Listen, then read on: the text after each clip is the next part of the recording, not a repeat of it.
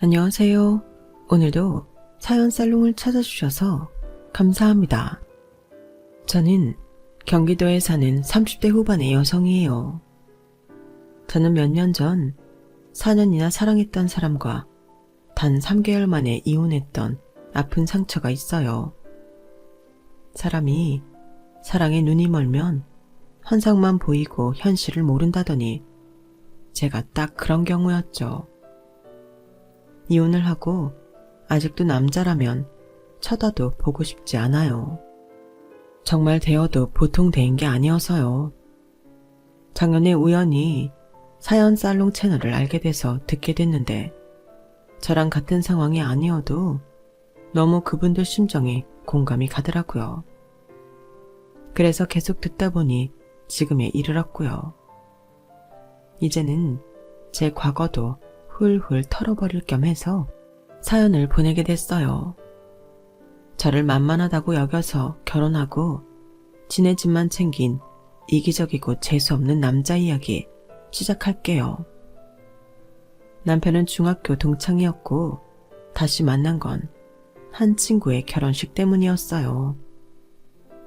그 친구와 저는 중학교만 같은 학교를 나왔는데도 대학을 졸업하고 사회생활을 할 때까지 꾸준히 연락이 돼서 계속 만나고 있는 친구였어요. 그렇게 인연이 오래된 친구가 결혼을 한다니 정말 축하할 일이었죠. 그 친구 결혼식 축하를 위해 중학교 동창들이 몇몇 모이게 됐는데 거기에 남편이 있었어요. 사실 제가 중학생 때 남편을 좀 좋아했어요. 대놓고 선물을 준 적도 있었지만 남편이 그다지 반응이 없어서 시들해지고 저는 친구들하고 또 다른 애를 좋아했고요. 그럼에도 예전 기억이 되살아나서 좀 설레더라고요. 중학생 때도 키가 크고 얼굴이 하얀 게 잘생겨서 눈에 띄었는데 다시 만나서 본 남편도 친구들 중 제일 잘나긴 했더라고요. 잘생기고 가진 거 없는데도 보티 나 보이는 애들 있잖아요. 남편이 딱 그랬거든요. 그럼에도 어딘가 모르게 피곤해 보이고 표정이나 행동에서 생활이 묻어났는데 알고 보니 남편은 그때도 취직이 안 돼서 취업 활동을 하고 있었어요. 남편은 외모가 눈에 띄어서 대학을 방송연예과로 진학을 했는데 배우로 잘 풀리지 않아서 다른 일을 찾는다고 했어요. 아무래도 특수한 직업을 하려다가 일반직을 찾으려 하니 어려움이 있는 것 같더라고요. 수희야, 정말 오랜만이다. 살아있으니 다 만나는구나. 야, 우리 나이가 몇 살이나 됐다고 살아있는 타령이야. 아무튼 이렇게 다시 보니 반갑다. 그렇게 가볍게 인사나 주고받다가 말겠지 했는데 의외로 남편과는 친구 결혼식이 끝난 후에도 계속 연락이 이어졌어요. 남편은 회사 생활을 하는 제가 부럽다고 했고 저는 남편이 배우를 할 만큼 잘생겼고 그쪽 세계를 조금이나마 들여다봤다는 걸 부럽다고 했어요. 제가 모르는 세상은 동경하게 되는 법이잖아요. 그러면서 제가 남편한테 취업 정보도 알려주고 면접 요령 같은 것도 코치를 하다 보니 자주 만나게 됐죠. 지훈이 너는 방송 쪽을 그래도 아니까 연예계 관련된 업종을 알아보는 게 더 좋지 않겠어? 그쪽으로 취직한 선배들도 있을 거 아냐. 그쪽도 생각해보고 있어. 그래도 현장에 가는 매니저 같은 일보다는 사무랑 관련된 걸 하고 싶어. 정규직이 되어야 나도 마음이 놓을 것 같아. 남편은 저한테 취직활동 도움을 받았고 가끔 제가 밥을 사주기도 했어요. 그러다 어느새 둘이 사귀는 사이로 발전했고요.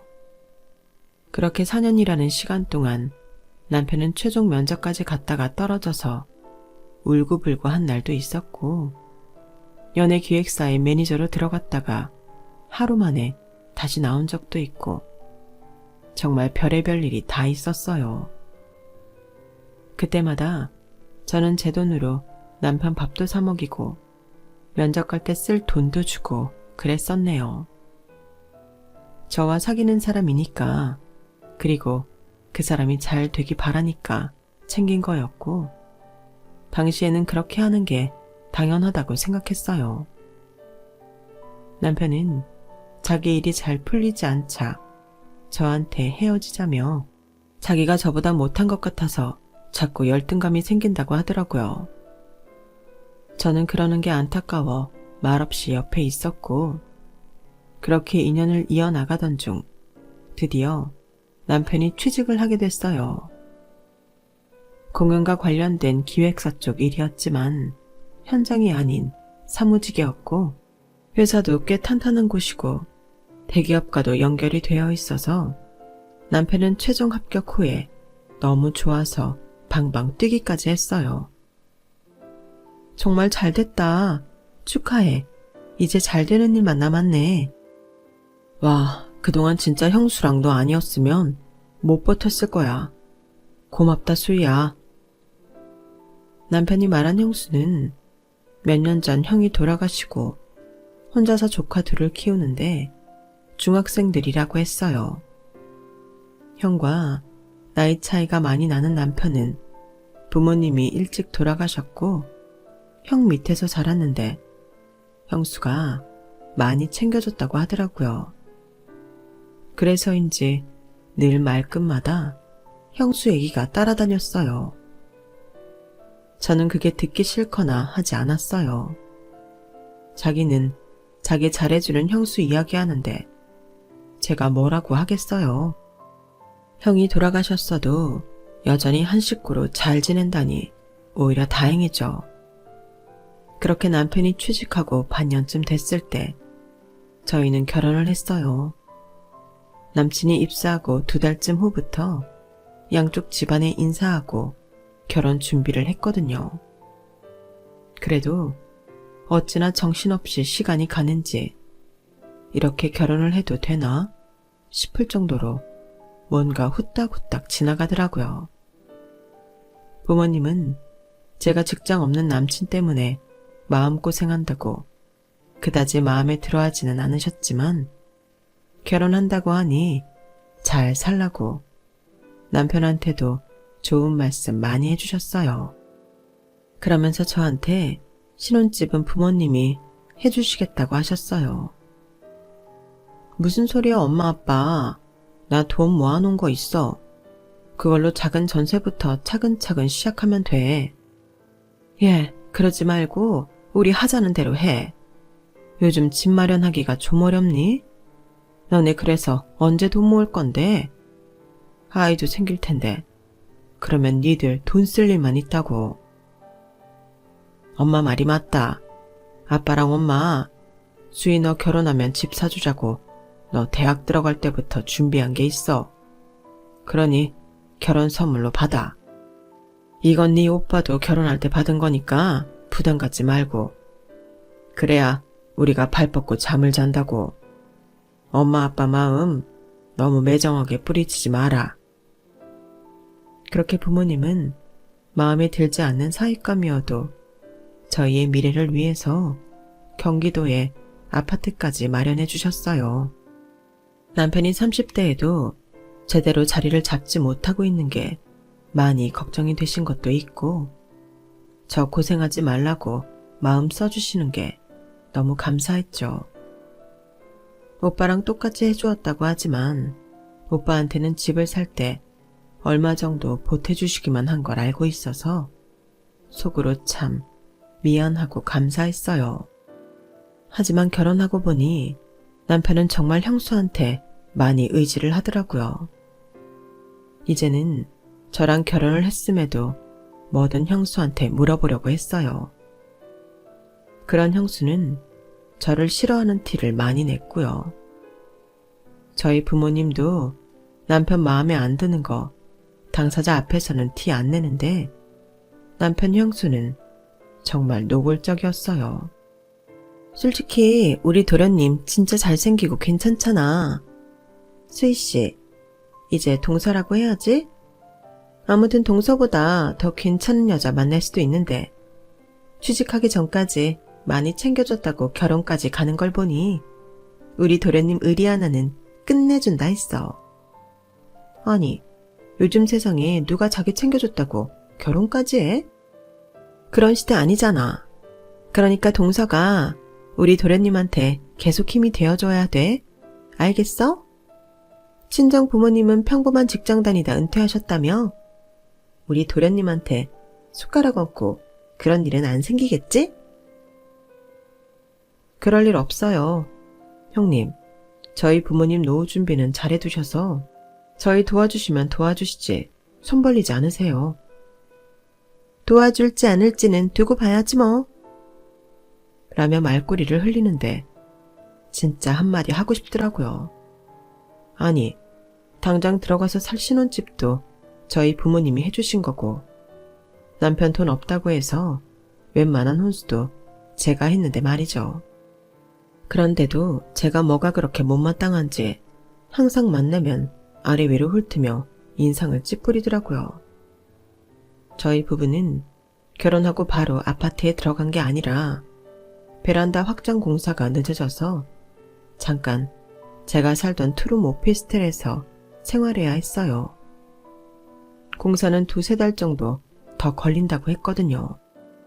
제가 오피스텔 주인하고 신뢰관계를 잘 쌓아서인지 주인은 제가 나가면 자기 딸 들어와서 살 거라고 했는데 제 사정을 듣더니 그럼 3달 더 있으라고 돈도 더 안 받고 연장해 주었어요. 정말 감사한 일이었죠. 그럼에도 남편도 형님도 그런 걸 별로 고마워하지도 않더라고요. 저는 그런 게 좀 빈정상했지만 신혼 초부터 목소리 높이기 싫어 그냥 좋게 좋게 넘어갔어요. 게다가 4년 동안 몰랐던 남편의 다른 모습도 보게 됐고요. 이 사람은 방송 연예과를 나와서 그런지 남들 눈을 되게 의식하고 꾸미고 다니는데 집은 진짜 하나도 치우지를 않았어요. 자기만 머리끝부터 발끝까지 꾸미고 나면 싹 빠져나가고 집안은 엉망이 되어 있곤 했어요. 또 형님은 왜 그렇게 뻔질나게 드나들며 제 살림에 혼수를 두는지 점점 짜증이 나기 시작했죠. 처음에는 남편이 잘 먹는 반찬 싸운다고 해서 고맙기까지 했는데요. 그리고 집에 들어와서는 별소리를 다 해대더라고요. 아니, 생각보다 많이 좁네. 투룸이 아니라 그냥 원룸 같아. 이런 데서 3달이나 우리 도련님 있어야 되는 거야? 청소도 자주 하고 위생신경 좀 써야겠다. 아니, 부엌 그릇은 왜 한쪽에 쪼르륵 놔둔 거야? 라더니 제 찬장을 열어서 자기 마음대로 그릇 위치를 바꾸려고 하더라고요. 형님, 어차피 저희 이사 갈 거고 제가 쓰던 대로 두는 게 익숙해서 편하거든요. 그리고 제 살림이니까 이런 건 제가 알아서 해도 될 것 같아요. 하여간 요즘 젊은 사람들은 뭘 가르쳐 주려고 해도 배우려고 하지를 않아. 동서, 우리가 동서지간이기는 해도 나랑 동서랑 12살 차이 나는 거 알지? 띠동갑이라고 내가 선생을 해도 될 나이야. 그러니까 그냥 어른이 하는 말은 새겨들어. 알았어? 그렇게 형님이 가고 얼마 안 돼서 저는 이사가서 쓸 가전제품을 정리하다가 물건이 없어진 걸 발견했어요. 새 집에 들어가서 뜯으려고 박스채 그대로 놔둔 거였는데 스탠드형 모니터하고 신형 에어프라이어 기기가 없더라고요. 지훈씨, 우리 부모님이 사주신 스탠드 모니터랑 내 친구한테 선물 받은 에어프라이어 왜 안 보여? 어디 뒀더라? 그거 형수 갖다 드렸는데 조카들이 벽걸이 모니터 때문에 거실 나오기 불편하다고 했대. 그래서 그거 갖다 드리는 김에 에어프라이어 사고 싶다고 하신 게 생각나서 같이 갖다 드렸지. 뭐? 그걸 형님한테 갖다 드렸다고? 그럼 우리는 어쩌고? 저는 이 일만큼은 그냥 넘어가게 되지 않았어요. 하지만 남편은 오히려 저를 이상하다는 듯 쳐다보더라고요. 뭐 어때? 우리는 벽걸이 모니터 쓰면 되고 에어프라이어도 필요하면 나중에 사면 되잖아. 당장 필요하다는데 우리보다 더 잘 쓰지 않겠어? 지금 그걸 말이라고 해? 스탠드 모니터 우리 혼수에 돈 들어가는 거 줄여주느라 엄마 아빠가 사주신 거잖아. 그리고 에어프라이어 그것도 내 친구가 사준 건데 어떻게 나한테 말 한마디 안 하고 형님한테 갖다 줘? 그리고 형님은 형님이 사서 쓰시면 되지. 왜 혼수를 마음대로 갖다 줘? 말을 하다 보니 점점 열이 받는데 남편은 그런 저를 이해 못하겠다는 듯 혀를 차더라고요. 아니, 어차피 둘이 같이 살면 공동으로 갖는 건데 누가 사주고 그런 게 뭐 그리 중요해? 그래, 공동으로 갖는 거라면 더더욱 나한테 말은 해야 되지 않겠어? 적어도 나한테 갖다 줘도 되냐고 물어봐야 맞는 거지. 너 별거 아닌 것 같고 되게 따진다. 니네 친정에서 사준 거라고 그렇게 티내고 싶냐? 네 친구 선물이라고 유세 떠는 거야. 그게 몇 푼이나 한다고 이 난리야. 그럼 그 몇 푼 하는 거 지훈 씨가 번 돈으로 사주지. 왜 혼수로 들어온 걸 손을 대냐고. 그리고 형님, 말은 지훈 씨 반찬 가져온 거라고 하시면서도 과일도 가져가시고 내가 아끼는 홍차까지 낼름 집어가시더라. 그러면서 내 살림에는 어찌나 참견하시는지. 우리 둘이 살면 그건 우리 살림이지. 더는 형님이 관여할 일 아니잖아. 그동안은 지훈 씨가 형님한테 의지해서 살았는지 모르지만 이제는 아니라고. 그러니 다시는 이런 일 없었으면 좋겠어. 야, 어떻게 사람이 결혼했다고 안면 싹 바꾸고 이제 우리끼리 알아서 한다고 그러냐? 하려면 네가 해. 그리고 형수가 우리 도와주려고 그러는 건데 그걸 관여한다는 식으로 말할 건 아니지. 과일이랑 홍차는 또 사면 되는 거고. 참 쉽게 말한다. 그럼 형님도 형님 돈으로 사면 되지. 왜 우리 걸 집어가. 안 그래도 이사도 해야 되고 돈 들어갈 때도 많은데 그럴수록 돈 아끼게 해줘야지. 이게 도와주는 거야? 아, 좀 그만해. 들어오자마자 되게 징징거리네 진짜. 남편은 버럭 소리를 질렀고 저는 그때부터 뭐가 잘못됐다고 느꼈어요. 제가 연애할 때 알던 그 사람이 아니었거든요. 제가 그날 이후로 남편한테 일절 아무 말도 하지 않았더니 남편은 은근히 눈치를 보면서 다음에는 먼저 상의하겠다고 하더군요. 그래도 제 마음은 어쩐지 편치 않았고 제가 결혼을 한 게 단단히 실수를 한 것 같다는 생각이 들었어요. 그래서 저는 신혼집으로 옮길 때까지만이라도 두고 봐야겠다는 마음에 혼인신고서를 내지 않고 그냥 제 가방 안에 넣어뒀어요. 하지만 그 후에도 형님은 수시로 저희 집에 드나들며 자꾸 제 부엌 일이나 청소하는 것까지 잔소리를 했고 남편은 남편대로 자기 형수한테 뭐 하나라도 지어주지 못해서 아주 안달이 난 사람처럼 보였어요. 제 눈치가 보여서 집에 들어온 혼수를 마음대로 주지 못하자 아주 제가 보는 앞에서 대놓고 현금 5만원권을 뭉텅이로 꺼내서 형님 손에 쥐어주기도 했어요.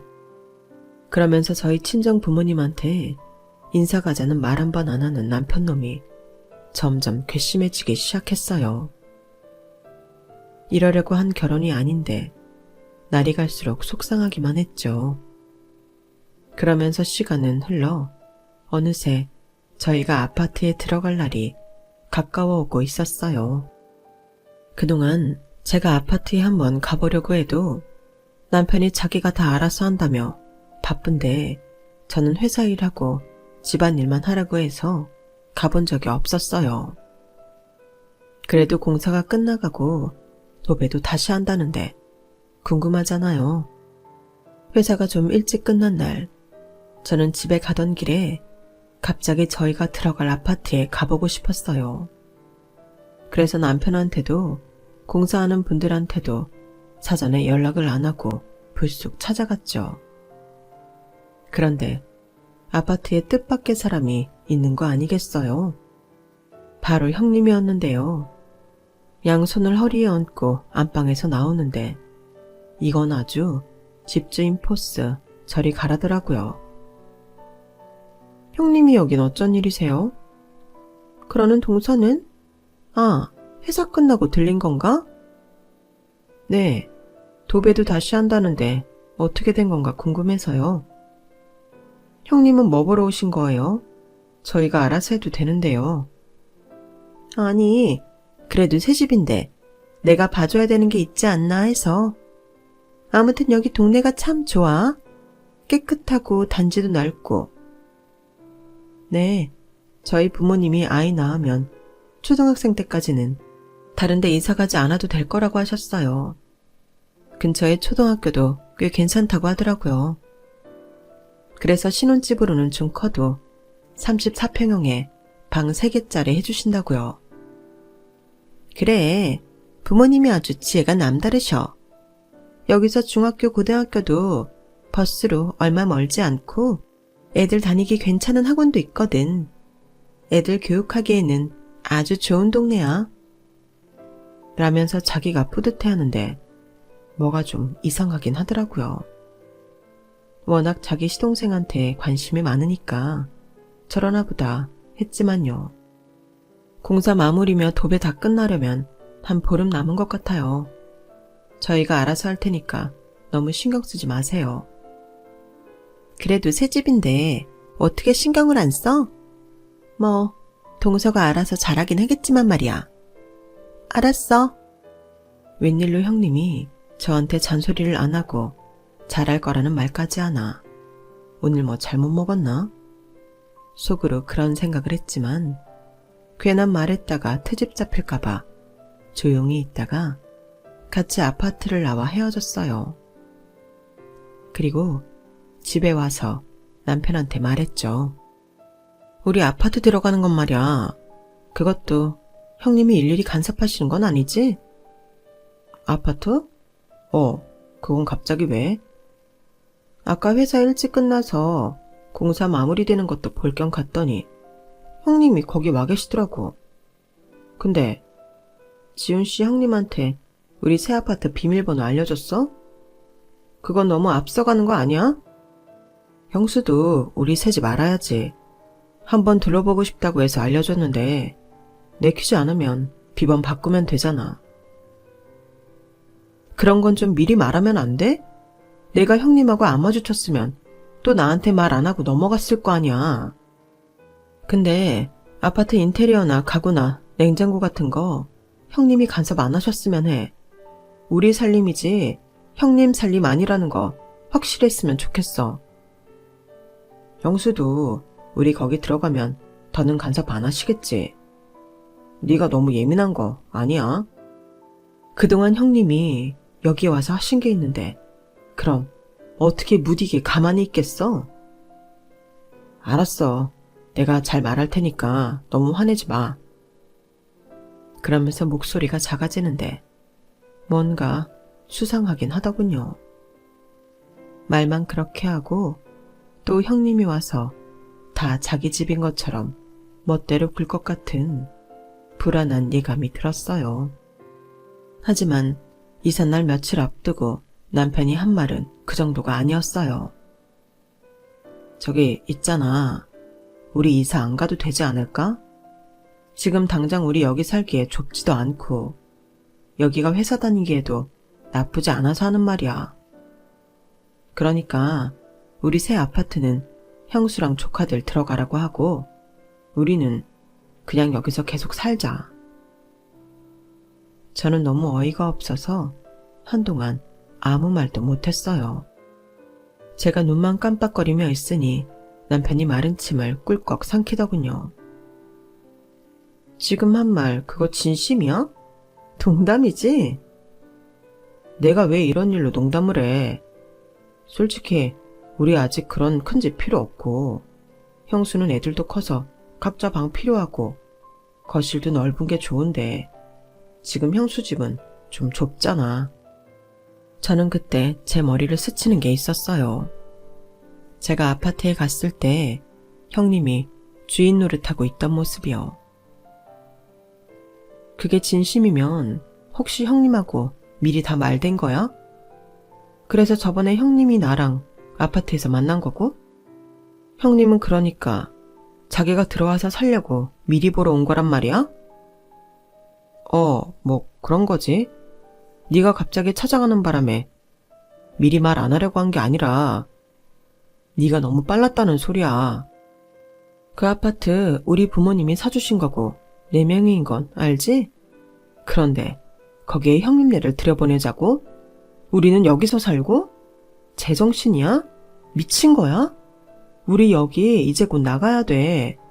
석 달 산 것도 주인이 호의를 베풀어서 산 거야. 그러니까 네가 다시 말 좀 잘해봐. 너랑 집주인 친하잖아. 친하면 호구 취급해도 되니? 우리 멋대로 나간다고 했다가 안 나갈 거니까 따님은 다른 데 보내고 우리가 살겠다. 그러라고? 그게 왜? 우리가 여기서 사는 게 집주인한테도 더 이득이잖아. 와, 나 미치겠네. 야, 박지훈. 너는 그러니까 그런 마인드로 내 아파트도 네 형수 들어가서 살게 하겠다. 그거구나? 아니, 형수는 애들도 그렇고 34평에서 살만하잖아. 우리가 몇 년만 양보하자. 조카들 곧 다들 수능 보고 대학 간다. 그때 우리가 들어가도 늦지 않지. 그리고 집은 네 명인 거 나도 알아. 그래도 이제 우리 부부니까 니께 내 거인 거고 다 그런 거 아니겠어? 야, 너는 왜 항상 네 마음대로 결정하고 나한테 통보해? 이게 어디가 나를 그 집 명의자 대접하는 거니? 너 아주 형수한테 마음 씀씀이가 눈물겨운데 그 눈물겨움을 왜 네 돈으로 안 하고 다 내 걸로 하니? 여태껏 다 그랬잖아. 네 형수한테 준 거 다 내 앞으로 들어온 거 아니면 우리 부모님이 해주신 거. 아닌 게 아니라 저번 스탠드 모니터와 에어프라이어 말고도 그 뒤로 남편이 자기 형수네로 보낸 물건이 몇 개 더 있었어요. 그것도 꽤 괜찮은 고급 가전제품들을요.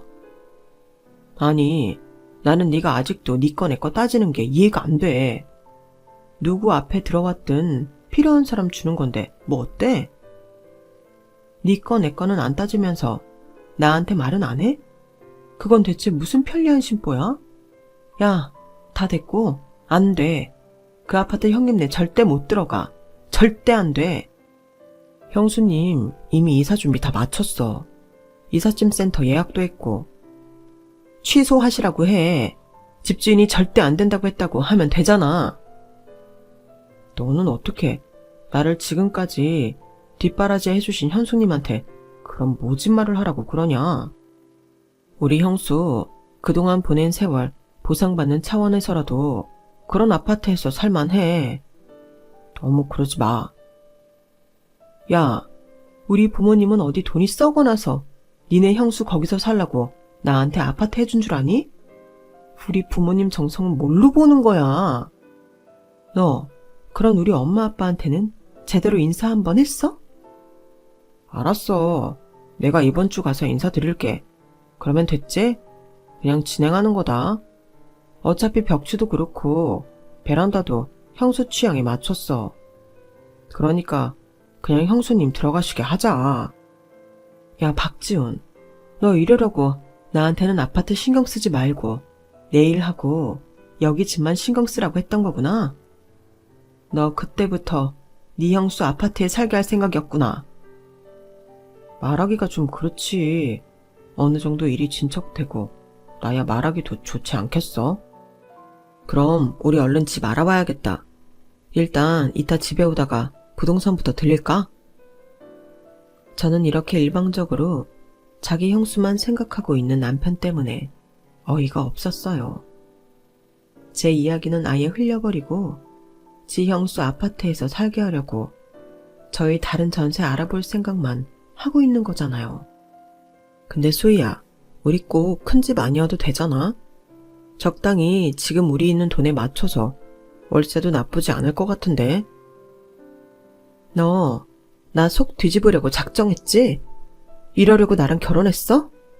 당장 네 형수한테 안 된다고 해. 취소됐다고 해. 아니면 나 가만 안 있어. 너도 좀 적당히 해라. 나이 많은 형수 좋은 데에서 살게 하면 안 되냐? 그냥 좀 넘어가라고. 넘어갈 걸 넘어가라고 해야지. 그렇게 네가 네 형수 좋은 데에 살게 하고 싶으면 네 돈으로 해. 네가 아파트 사라고. 그걸 내가 어떻게 사냐? 이제 겨우 사회생활 시작했는데. 그렇게 남편은 자기 형수를 제 아파트로 보내겠다고 버텼고, 저도 경고하니까 제 말 들으라고 했어요. 하지만 이 인간은 그런 말까지 지 형수한테 전했는지 그날 오후에 회사로 전화가 왔더라고요. 동서, 내가 도련님한테 들었는데 우리 이사 가는 거 반대한다며? 아니, 도련님이 기껏 마음 써서 우리 들어가게 해주겠다는데 거기에 동서가 왜 고춧가루를 뿌리고 그래? 결혼했으면 남편 말을 들어야지. 그 집이 동서명이라고 그거 가지고 되게 유세했던 모양이던데. 사람 그런 거 아니야. 누가 봐도 앞으로 더 잘 될 사람은 우리 도련님이지. 막말로 동서 애 낳고 집에 들어앉아봐. 경단녀 다시 취직하기 쉬운 줄 알아? 복직해도 회사에서 예전 같지 않을걸? 그러니까 앞으로 동서 먹고 살게 해줄 도련님 말 들으라고. 나 우리 애들하고 거기서 몇 년 살면서 애들 편하게 학원도 보내고 나도 괜찮은 마트에서 장도 쉽게 보고 그러자. 형님, 그런 거 요즘 다 온라인 주문하잖아요. 애들 학원 그렇게 보내고 싶으시면 온라인 1:1 가외하세요. 정말 싸가지 없다 싶었는데 말하는 게 아주 수준 나오네. 어떻게 그렇게밖에 말을 못해? 내가 그 집 살 수준이지. 아직 동서는 그 집 살 수준 안 된다고. 아무튼 저는 분명히 말씀드렸어요.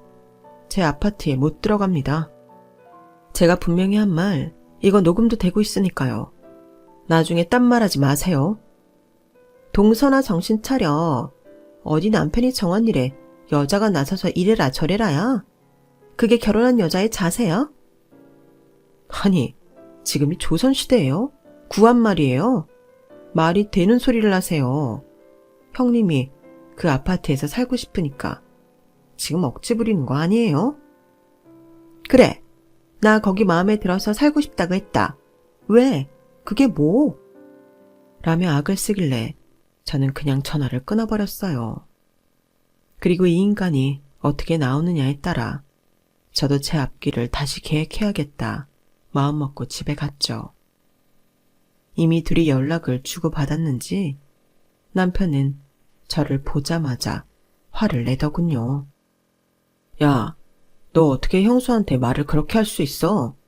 형수는 자존심도 없는 줄 알아? 어떻게 아랫사람이 윗사람한테 말을 그렇게 함부로 해? 네가 암만 그래봤자 이미 결정난 일이야. 웃기시네. 야, 너 우리 혼인신고 안 한 거 모르냐? 나 아직 그거 주민센터에 안 가져갔거든? 그러자 잠시 당황하던 남편은 이내 다시 목소리를 높였어요. 그래서 뭐? 너 나랑 헤어지겠다 뭐 그러는 거냐? 야, 웃기지 마. 결혼하고 석 달 만에 이혼? 무슨 사랑과 전쟁이냐? 너 그럴 배포도 없잖아. 네가 제일 싫어하는 게 구설수에 오르는 거고 그저 평범하게 살고 싶은 게 다인 애가 그런 일을 벌인다고? 앞으로 내 인생을 위해서라면 안 하던 것도 해야지. 네가 그렇게 겁준다고 내가 눈이나 꼼짝할 것 같아? 야, 솔직히 형수가 너랑 결혼하는 거 반대 많이 했어. 그런데도 내가 너랑 결혼한 건 네가 나 하자는 대로 다 따라올 게 보여서였어. 나 취준생일 때 네가 나한테 해주는 거 보고 알았지. 아, 얘는 그냥 내가 돈 쓰면 쓰는 대로 가만히 있겠구나. 잘났어도 튀고 피곤한 애들보다는 얘가 낫겠구나 한 거라고. 그런데 사람이 어디 그렇게 쉽게 변하니? 네가 암만 말로 그렇게 나한테 겁줘봐라. 난 널 알거든. 그러니까 너만 피곤하게 그러지 말고 하자는 대로 해라. 아, 그러니까 너는 나를 완전히 호구로 봤구나. 평생 편하게 살려고 나랑 결혼한 거였어. 내가 바보 맞네. 너 같은 걸 사랑이라고 믿고 결혼까지 한 게 바보 맞아. 그날 이후 남편과 저는 눈도 마주치지 않고 말도 하지 않았어요. 완전 냉정 상태가 계속됐죠. 대신 문자로 한 번 더 기회를 줄 테니 형수 아파트 들어가는 거 취소하라고 했지만 남편은 오히려 저를 조롱하는 문자만 보냈어요. 김수희 씨, 너무 애쓰지 말라고. 네가 이런다고 이미 결정 난 거 안 바뀌니까 얼른 이사 갈지 말아봐. 내일은 부동산 갈 거니까 안 오면 나도 가만히 안 있는다. 그 이사는 너 혼자 가라고 내가 분명히 말했다. 그렇게 저희는 팽팽히 맞섰고 결국 형님네가 이사하는 날이 됐어요. 하지만 저는 전날 미리 가서 사람들을 불러 형님이 미리 넣어놓은 가구도 다 밖으로 빼놓고 제가 그 아파트로 이사를 해버렸어요. 형님은 비번을 아무리 눌러도 안 되니까 저한테 전화를 하고 남편한테 전화를 하고 난리더라고요.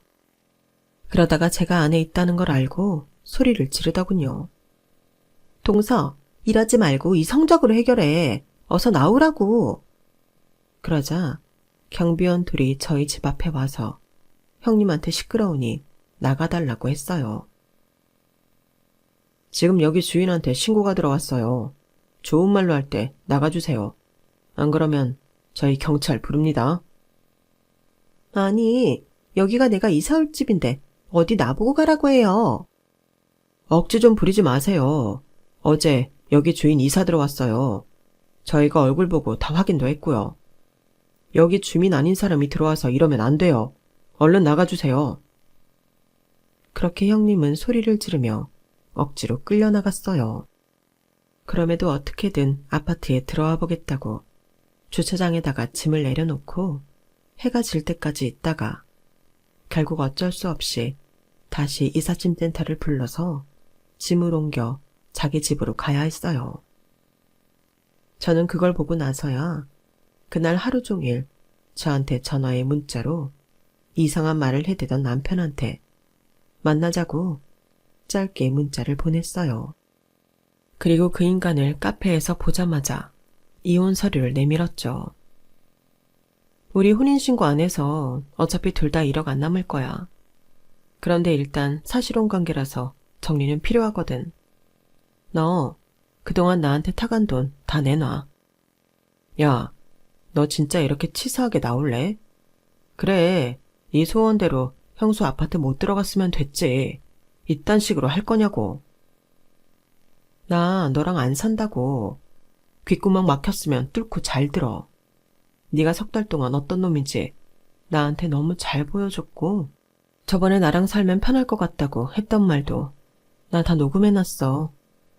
네가 아파트 네 형수 살게 해준다고 할 때부터 나 너랑 한 말 전부 다 녹음해놨다고.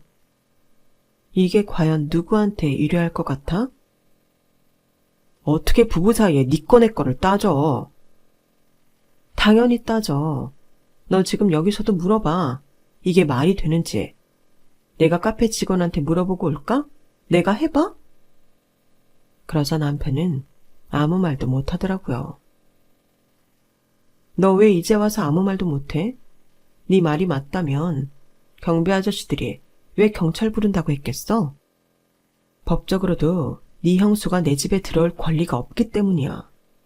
그 어떤 계약서 한 장도 없으니 네 형수가 내 집에 오는 건 무단 침입이라고. 너도 그 정도는 알 거 아니야. 수희야, 이건 부부 사이 문제고 가족 일인데. 가족 같은 소리 하네. 어떤 가족이 맨날 한 사람은 소외돼서 둘이 꾸민 일에 일방적으로 당하고 사니? 그게 가족이야? 넌 나한테 가족이 아니야. 넌 기생충이라고.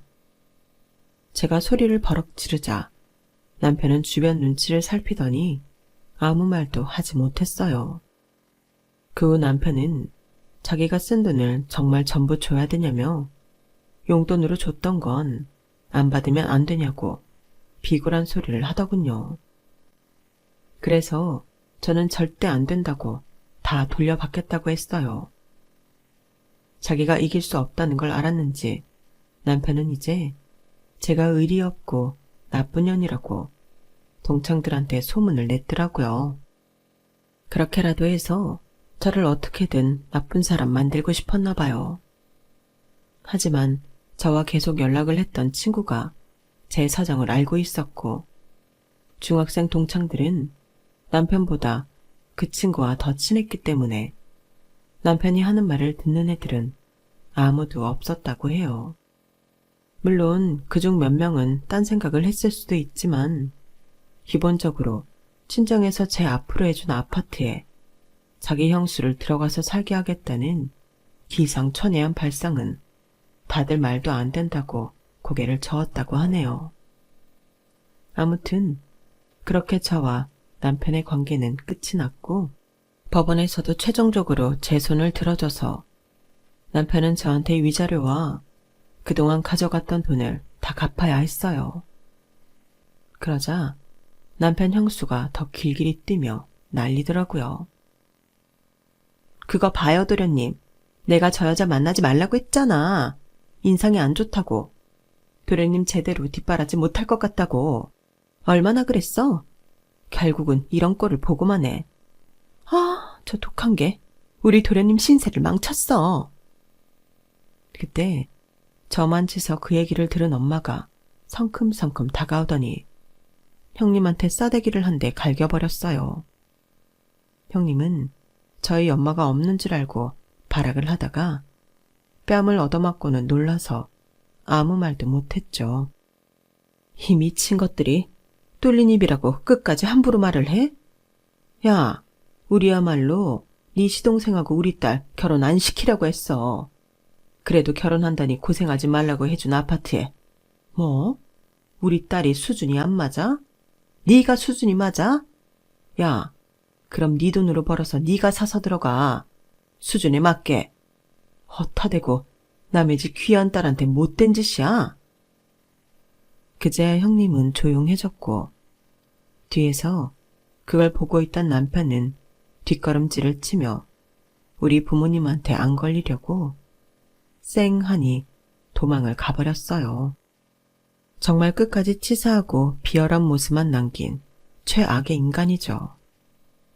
결국 남편은 저한테 위자료를 물어주고 그동안 가져간 돈도 갚아야 해서 대출을 받았고 그걸 갚느라 회사 근처에 원룸을 얻었는데 그것마저도 비싸서 얼마 못 입고 나와서 회사랑 한참 먼 곳에 원룸 빌라를 얻었다고 해요.